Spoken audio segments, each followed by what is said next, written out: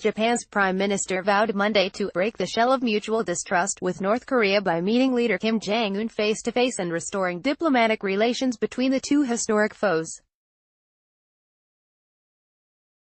In a major policy speech to mark the opening of Parliament, Shinzo Abe also vowed to push Sino-Japan ties to a new stage, and pledged a record budget to improve crumbling infrastructure.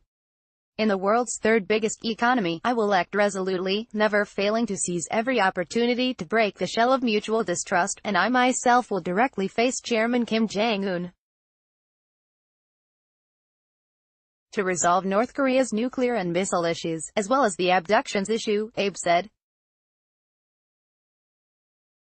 Abe gave no time frame for a potential meeting with the North Korean leader, but the comments came as Kim has ordered preparation for a second summit with U.S. President Donald Trump, likely towards the end of next month. I will aim at diplomatic normalization by settling the unfortunate past, Abe said, using a Japanese diplomatic euphemism referring to harm caused by Japan during its brutal colonization of the Korean peninsula before and during World War II. The conciliatory message contrasted sharply from a year ago, when Abe used the same parliamentary address to set out a hardline approach, pledging to compel North Korea to change its policies, and describing Pyongyang's nuclear and missile programs as an unprecedentedly grave and urgent threat. Abe has long sought to resolve an emotional row related to North Korean agents' abduction of Japanese nationals during the Cold War era to train Pyongyang spies.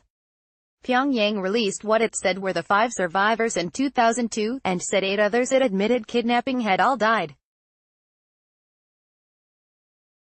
North Korean authorities have given no public indication of any willingness to meet Abe, while Pyongyang's state media regularly excoriate Japan over its past history and Abe for ramping up defense spending.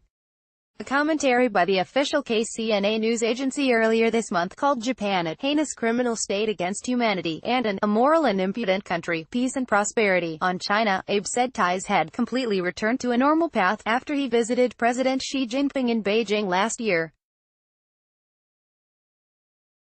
Xi is expected to make his first official visit to Japan in 2019. I will strongly pursue diplomacy with neighbors for a new era.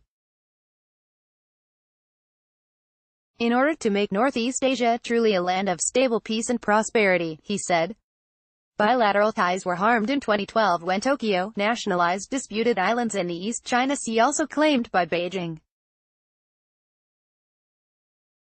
Until recently, neither nation had made much effort to repair relations.